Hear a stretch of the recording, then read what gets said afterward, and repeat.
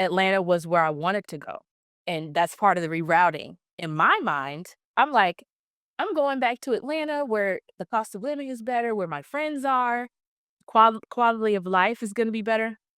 And so I just knew that was what was gonna happen if I moved anywhere. And when God said to me, "No, ma'am, you're you're going to Texas." Now listening more for his voice, and what I've learned in listening for his voice is that he's always speaking. He always has been speaking, and he speaks in such creative and different ways. No human being can fathom what God has prepared for those who love Him. Seen, heard, imagined. Hey, welcome to this episode of Seen.Heard.Imagined, and I have Monica Randle here with me today. She's a licensed professional clinical counselor and founder of Mental Wealth Works, where their goal is to build mental wealth in individuals, families, and communities through therapeutic experiences and interventions. Mental Wealth Works also provides virtual therapy to individuals residing in California, Georgia, and Texas. Welcome, Monica. Thank you. Thank you for having me. Yeah, absolutely. Yeah, today I really wanted to focus on talking about you being rerouted and how our Father in heaven seems to like to shake things up for us in our lives. Uh, One very specific story in my life just it screams at me, and that's the journey with becoming a caregiver to my mother, and how I used to live in Northern California, and as soon as she had her stroke, boom, everything changed, and here I am in Memphis, Tennessee. Mhm. So I want to talk about that, the shaking up of routines, locations, or even careers. That Pretty happens much. to us sometimes. So Mhm. I hear that your life has been shaken up Mhm. lately, Mhm. and you've been hearing the Lord talk to you about this, but in the past you probably haven't really paid as much attention to his voice or taken heed to his voice. Can you tell me about Mhm. that?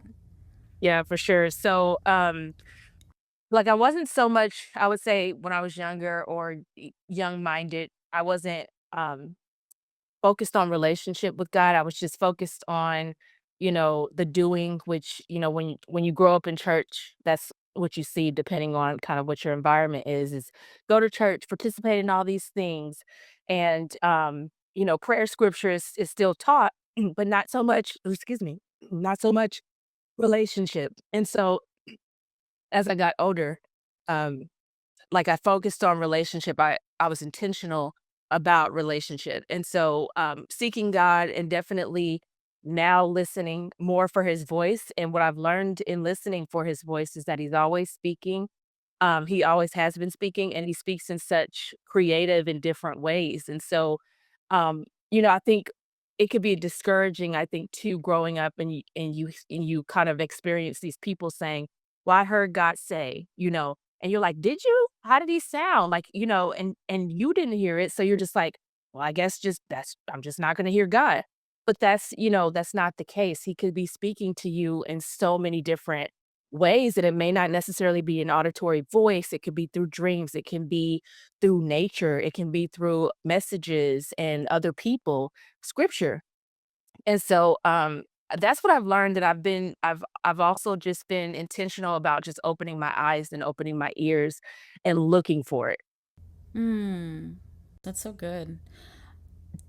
And I have a random question because I'm so curious about your profession as a therapist. Do you often talk about spirituality in your sessions with your clients? Yeah, so not often. Well, I'll say this. I love it when I can, when there is a client who says they are Christian and they want to implement that in our practice. So during my intake, I'll ask about spirituality and I'll ask about the cultural aspects that may impact treatment. And so with that, if they say, I am a Christian, I'll ask, okay, what kind of practices do you have in your walk with God? And they'll say prayer, or they'll say, I read scripture. Um, and so I'll say, would you like to implement, that in our treatment? And though most of the time will say yes. Usually, those that have told me they're Christians, they don't really shy away from that. There's others that make it very clear, I'm not religious, I don't believe in anything, or I believe in XYZ. And so with that, ethically, I don't, um, bring up my background unless they ask. But, but when they do, I'm just so happy. Like before, I think earlier in my career, as I was like just growing in God myself, it wasn't that, um, it didn't, I guess, it wasn't so, like, big for me to, like, make sure that I'm integrated as far as, like, spirituality and professionalism. But now the integration is so important to me, and it feels so authentic, um, where I'm gonna show up how I am anyway. God is whether you're Christian or not, you're going to experience God when you talk to me because God is within me. But, of course, if you're not, uh, a Christian, I'm not gonna force that or make you uncomfortable with what I believe in. However, if you are, I'm just super excited to talk about God and how we can implement that into your life and hopefully create the life that you're looking for as far as being more healthy and grounded. Mhm. Yeah, yeah. I like that, and I think that's really important for people to understand. It's never something that's going to be forced on a client, but it Yeah, is important for those who are seeking psychotherapy, life coaching, yeah, what have you, to make it very clear that that is foundational to your day to day life or in your belief system, because that can create a great deal of support and healing, I believe, mentally and emotionally. And it's just another ingredient, I think, for those who are believers, to help them have the tools to cope with whatever comes, what comes, what may. yeah, All right. yeah. Thank you for I'll say sharing that with too. me. Yes, Yeah, you're please. welcome. I'll say too, like there's some clients who maybe don't, even though they're saying they're welcoming that into the conversation, it may not come up unless, I'm aware they're Christian and I'll ask a question. Like they'll say they're struggling with something and I'll say, okay, how does your spirituality play a part in this? In other words, how are you seeking God in this situation? Are there any spiritual practices that you've already tried to implement to help manage whatever symptoms or emotions that you're experiencing right now? And so once I say that or ask that question, then it kind of opens up something for them, and they're just like, oh, maybe I didn't think about how God is using me in this situation, or how I can ask God for help in this situation. For you, what have you been hearing from him about life transitions? Yeah, so like you, I didn't know that you moved to care for your mom, so thank you for sharing that. Because I feel like, um, when I did, see your page on LinkedIn after I did a podcast with, Miriam recently, for some reason, I thought that would be cool if, if I was able to join her. And then Marion ended up, or you reached out to me, or we connected on LinkedIn, and then Marion reached out to me about it. And I was like, oh my goodness. But there was so many, like, relatable pieces. One, Mm. finding out that you used to live in California as well. Um, Also your animation character's name is Monica. Yeah, that's all right. And then yeah, and then finding out today that you're caring for your mother, that's kind of what's taken place with me and how God has rerouted Mm. me. So, there's just this really long story of supernatural events that have taken place. So I'll try to summarize it. But, I feel like I was groomed, if that's the correct word, since childhood, pretty much, to take care of my cousin who is my father and my, late uncle's age, because 'cause they're twins and she grew up with them, right next door, actually. And so, because my dad is not in the state to care for her, my uncle, his twin, has passed away, I would be, next in line to care for her, and happy to do so. I feel like growing up, because of the relationship that I had with her, which was very close, even her mom, like, when I was a kid, used to, ask me to watch her, or not watch her per se, but stay with her while she went out of town. So it's kinda like a respite. And looking back now, I'm like, I was always meant to do this. I was always equipped to do this. And so, when my uncle passed away, because he was her last, guardian, he passed away in September of last year, and her mother, who was also my dad and his aunt, she passed away the following or the previous year in 2023. So, just this trickle of events that took place, and then I'm like, when he passed away, I'm like, "Okay, it's time for me to move because I need to be closer to her," and I actually considered if she could move where I was, and I wasn't sure if I was gonna stay in California, so I was like, "That doesn't make sense." Atlanta was where I wanted to go, and that's part of the rerouting. In my mind, I'm like, "I'm going back to Atlanta where the cost of living is better, where my friends are, quality of life is gonna be better," and so I just knew that was what was gonna happen if I moved anywhere, and when God said to me, "No, ma'am, you're you're going to Texas." Now, he and I had plenty of conversations, about that because I was just, like, trying to wrap my head around, "You're really sending me back to Texas?" And here's just a little background about that. I never in my life thought I would go back to Texas because I just recently learned, 1, I knew I had these feelings about living in Texas, but I didn't really know why. Like, I read this book or I'm reading this book called, The Whole Brain Child, and it's basically I don't know if you've heard of it. It's a book really for parenting and anybody that works with kids, and in my practice, I do work with children, so I'm reading this book, and as a part of the book, it talks about kind of narrative therapy and kind of, sharing your story, narrating it, but the story doesn't have to end with a period, basically. It's a comma, and it's just a continuation of adding details to help the child to kind of understand or to make sense of how things have taken place because we can sometimes get focused on, well, this happened and then it hurt really bad and then period, right?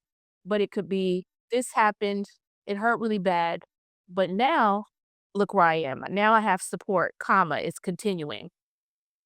And so, I realized in reading there was this, example of a child who was, like, scared to go to swim class because, there was an incident, and he didn't put the 2 together, but he was just like, "I don't wanna go to swim class," and so his parents understood, "Oh, it's because something happened."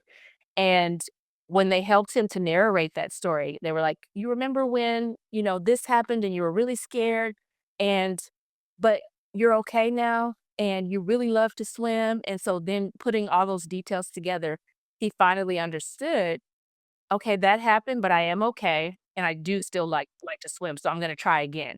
And so with me, I realized, 1, it was relatable for me for swimming too, and I was like, "Oh, yeah, that's kind of where I am with the water." But then I thought about Texas, and I was like, "Oh my goodness." I was like, "I have been resistant to go back to Texas all this time because I've had every time I've gone back to live, it's been an experience that's not ideal." When I was a kid and we moved from California to Texas, that wasn't ideal for me. I'm just like, "You're picking me up and placing me somewhere else." Now I have to start over with friends. I was already shy and quiet, and I feel like I never really caught up. Like, I was just, like, still, like, "Are you really, like, are we really here?" And so, as soon as I graduated high school, I was out of there. And, then I went back for a year as an adult, as a young adult, and I stayed for 10 months, and then I left again and went back to Atlanta. You bounced. So yeah, but at that time, even that 10 months, it wasn't an ideal situation. Like, I was kind of in a low place trying to figure out things and, Mm. very depressed at that time.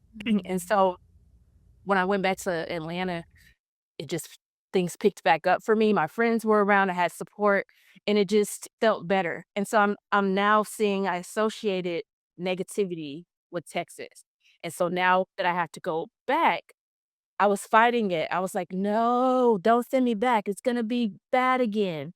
But what I learned, through this book and just self-reflection was that, I'm different and my mindset is different. This is a different season, so I'm gonna have a different experience. I like that. Yeah. You're owning it. You're proclaiming, "We are gonna have a Yeah. different experience when I go Yeah. there." Yeah, Wow. yeah. Wow. What else has been coming up? And how has God been talking to you about a rerouting? And is it just really all about the fact that we need to caregive for a loved one? No, actually, so my career change that happened in 2024 in January. Well, actually December the previous year. For some reason, I heard God say, it's time to leave corporate. And I was just like, I was like, being me, anybody that knows me would be like, she's not gonna do that. Like, I'm too structured. I'm a planner. Like, I'm just like, no. I would have been in any other time scared to do that, and I would have absolutely resisted it. But I had such peace, and he said, it's time for you to go. There's no more movement up in this company. I have been there for 12 years.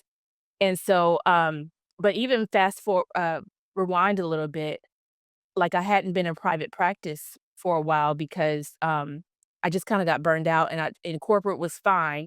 But then when George Floyd was killed, I was like, I'm sitting here like encouraging people to go to therapy and I have the ability to offer it myself. And I just felt like I could meet a need. So I was urged by God to go back into direct care. And so I started off part time while I was working corporate. And then when he told me it's time to leave corporate, first I was super excited. I was actually on my way to Texas to visit my parents with my brother. And I was like, I'm gonna do it. I'm gonna send this email. I'm gonna do it. And I was pumped up. So I did it. And then a week later, I was like, oh my gosh, what did I do? I was like, God, did you really say do this? And so Yeah. I'm like screaming inside and I'm scared and anxious.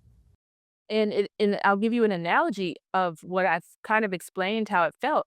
It was like God was telling me, "I need you to jump off this cliff, and I'm going to catch you at some point. I don't know. I'm not going to say you at what point I'm going to catch you, but I'm going to catch you." And so I'm just like, I felt like I jumped off the cliff, and I'm like waiting for him to catch me, and and I'm like, "Where are you?" Like I'm falling. I'm scared, and but what I can envision is that at some point, he's going to help me to soar in the other direction. And right now, it just feels like a fall and it feels like there's not much support, but he's really right there. So yeah, he told me to leave and he kind of transitioned me into full-time therapy. I think because he knows me and he knows that how his daughter's mind works. And he yeah, he transitioned me in such a way where it was like, okay, I know you're scared. Let me let me give you a little cushion. So I had a contract with the company to do like peer reviews and quality care for 6 months. After that, the contract ended, and then I'm solely doing therapy full time. And so I'm having to figure out the business side, insurance, all that stuff. And but it just happened in the right timing, based on I think God how God knew me and what I needed. And so that's where I am today, currently working as a full-time therapist in private practice, still learning lots of business things. But I feel like had that not happened, I wouldn't be in a position to I could still uproot my life because I was working remotely for the company, Yeah. the corporate company. However, the flexibility wouldn't have been there. Right. And so it Right. just all worked in its perfect time. It was divinely orchestrated. So, Monica, this transition to Texas, we have a different mindset. We feel good. We feel positive. We're going to make it a good thing no matter what. Mhm. What do you like most about this transition you're about to make?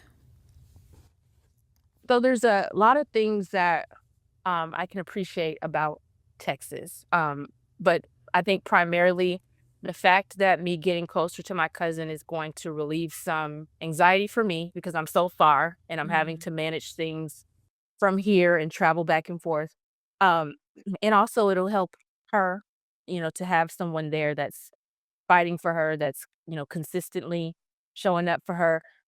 So that part. But the part that I can appreciate about Texas is one, the food. The food is better, I feel like. Um, but also my parents are there. My godson's there, you know. with California being so sunny most of the time, I can appreciate the rain in Texas, the calming rain. Um, so there's those things, and again, just having this perspective of this just has to be different this time because God is doing something different. He's already done something different with me. I see the growth, and I don't want to get emotional, but I feel like just the younger version of me wouldn't even have been able to be this hopeful. I would have been so focused on like things that have taken place that I just couldn't see past that. And I feel like he's done so much work with me, even giving me comfort about this move that I'm like, I'm expecting different. And I'm also just surrendered and submitted. If he doesn't even do anything else for me, I'm happy that he's using me to do something for my cousin. I'm happy that I'm obedient enough to help other people. And in that, honestly, I do feel the gift. I feel good about just being able to show up for folks. Yeah. You'll be in service. You'll be in service, but people with disabilities, they're sick, they're shut in, they need advocates Mhm. so badly. Yeah. So badly. It's Mhm. it's tough work, but yeah, I really commend you. Now, what do you think will be the Thank you. most challenging though? So I think that as God is working on like my comfort moving to Texas and my new mindset, my new expectations, I feel like that's still a work in progress. I feel like it's like grieving a little bit. It's which comes in waves. So I expect me to have some days where it's not so easy, and then I expect to have days where I'm more hopeful. And I think I can give myself grace in that process. Because honestly, sometimes it does pop up in my head, like, what if, I did get to go back to Atlanta where my friends are versus me having to start completely over in Texas? Or, what would that look like? Or, um, I just think that there is gonna be a grieving process, and I think he's gonna comfort me through that process because I have to get through the thoughts of, my plans are changed, and I'm relying solely on his and trusting his plans. And in that, I do find comfort, but I have to be honest, like, emotions do come up and they vary, and grieving is a process. Yeah. Yeah, I fully understand that. Some people know this, that both my mother and I were in Northern California. She had her own home. I had my own home. We were about 2 hours apart from one another. And when word came that she had had a stroke and that she needed to be rehabilitated, her left side was about 80% paralyzed. And we had family in Illinois, we had family in Georgia, Virginia, Texas as well, but it was just the two of us. So it was only me. And it was very challenging to get my mom on Medicaid, or, well, specifically Medi-Cal out in California. And we were denied. And then I had to liquidate her life, watching someone build up their entire life and then have to just tear it all down for the sake of finding the financing for the level of care she needed was very difficult. You talk about that grieving process very quickly, maybe about 2 months into her rehabilitation. Here I am in my mid 30s, unmarried, having all these hopes and dreams and aspirations. And I realized very quickly all those things are either going to be put on hold or they're just not going to happen for me. And then the decision to uproot, it was tough, but it was fascinating because very quickly I had to really count everything, count the cost of everything mentally, emotionally, financially. My mother's money was running out. I'm working a corporate job and I have my own home to take care of. Nothing's paid off for anyone. What are we going to do? So eventually, the answer was we can't stay in California to have the long term care that we need for her. I can't stay in California to have the lifestyle I hope to have later down the line. It's not going to work. So, the uprooting, I thought Georgia would be a choice as well. I went, and during COVID, actually, 2020, I ran out to Georgia. I caught like 13 flights during COVID, and it's amazing. I never got sick, never got sick.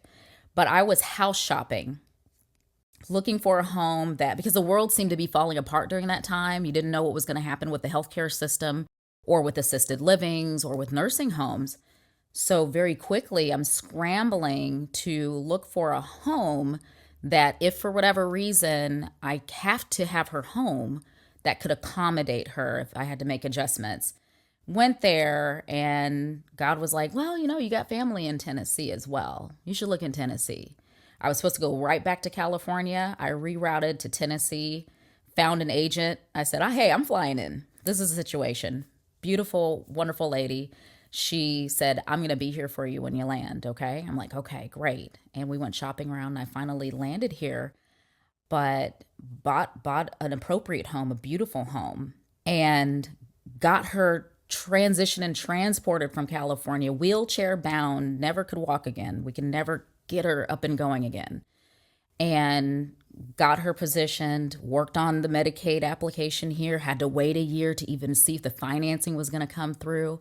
And I would tell you, Monica, I would look up around my home, and I would Mhm. start to resent it. It was very clear God told me to Mm. make the move. And there was a Yeah. peace about it. And a lot of people thought I was crazy, because to do all Yeah. that, everything, you're going to dismantle, you already have to dismantle your mother's life, but you're going to Yeah. dismantle your own.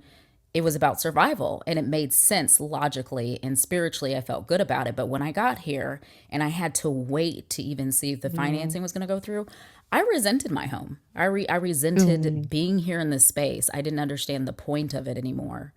But Mhm. eventually, in time, to your point, Father's always there. Our Yeah. Creator's always present, even during the low times. Even when you Yeah. can't feel that net underneath you that He promised He would Mhm. catch you with, He was Mhm. there and He remained. And He's there. so, yeah, Yeah. yeah. And he wants us to look for it, seek Mm-hmm. and you shall find, knock and the Mm-hmm. door will be opened. And yeah, we have to look for it. He is always there. He is always speaking. And what you just said, um, first of all, that was very touching. But I noticed too for me, just like for you, it sounds like the yes is always easy, especially in the beginning, especially when you're on fire and you're just like, I see God everywhere and yeah. And it's a yes. Of course it's a yes. But then when it's not so hard, I mean, not so easy and everything is not going smooth, it's like the hardest thing to say yes, but we still say yes. And we still have to trust that he's gonna, even though some of the process being shaky could be a lesson for us to our lesson is, or at least it's strengthening us to have stronger faith. Because when we do get on the other side, we're gonna be like, oh my gosh, like he was working the whole time. Yeah. You see how everything was strung together and orchestrated. And I don't think we always get to see that with every situation in our lives, but if we do seek, I think He's very good at being like, hey, this is why. And whether it's a communication from a loved one, whether it's you landing a new job and a career in a foreign place, or you're meeting your person, what have you, He has a way of letting you know, this is why. This Yes. is why you're here. This is Yes. why I brought you here. Thank you for saying yes. Now Yes. here Absolutely. is something for your heart's desire. I really believe that. Yeah. Yeah. Well, thank you. Thank you so much, lady, for coming and talking to me. I enjoyed our conversation. I'm wondering, how can people learn more about your business? Yeah. So if you are looking for services, therapy services, you can go to my website, which is www.mentalwealthworkstherapy.com. So make sure that W is there in place of the H. And I'm licensed in California, Georgia, and Texas. So for those living in those states, services are available to you. I'm actively accepting clients. If you just want mental health and faith based content, you can go to my Instagram page, which is Mental Wealth Works. And also was you can find my business on Psychology Today and ZocDoc, if you're looking for services as well. Okay, great. Thank you. Thank you. Now, before we go, I have a little tradition. I want to ask you to pass on a message, a prayer, a hope, a well wish to my next guest. What would it be? What do you have to say to that person? I would say to that person, do everything in love, and that is a scripture. I just don't remember exactly what book it's in. And I could look it up if we have time. But do everything in love, but also look for God. Look for God, look for where he's speaking, look for where he's trying to use you because everything is not about you. Everything is not about us. Sometimes it's about somebody else. And we have to look for that and be open to that. Hmm. Well, I'm curious which scripture you are referring to, so we Okay. have Okay. time. Let's look up the scripture. Do everything in love. It is Corinthians 16:14. And it's very simple, however, very powerful in those few words. And if you can keep that at the forefront of your head, I think as you're just moving through the day, it helps to make decisions. It helps with like redirecting your thoughts and asking yourself, is this in love? Am I doing this in love? Am I reacting in love? Are my thoughts in love? Um, then that really just helps. And it helps to just keep you in kind of a gratefulness mindset. Well, the previous guest had a prayer for you to consider. The prayer is, Dear God, I seek refuge in you from knowledge that does not benefit, from a heart which is not shy, a heart that does not quiver, from eyes that do not shed tears, from a soul that is never satisfied, a self that is never satisfied. I seek refuge in you from a prayer that is not answered. I love that. It's beautiful. That is. It sounds like trust. Mm, putting a Mm-hmm. lot of trust in him. Yeah. The Yeah. devotional this morning that I read, it actually, and I wrote this down too. Um, I feel like it was great timing to say here. He provides what we need as we trust in him, and that's what that prayer reminded me of. Being rerouted. This is a great Yes. conversation. Thank you. I think a lot of people will relate to this one. I appreciate you coming on I'm the glad. show. I appreciate you inviting me. It was supposed to happen, and I'm happy it did.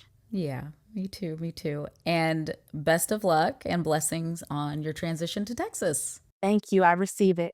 Thank you. Thank you. And best of luck and blessings to you as well and all that you are carrying right now. And I pray for peace and comfort for you and your family. Does your soul feel ignited by what you heard today? Then show your support by clicking the subscribe button on the YouTube channel or follow our page. You'll receive alerts when new content is available and stay informed of any special contests or giveaways held by this podcast sponsor. Thanks for watching and listening.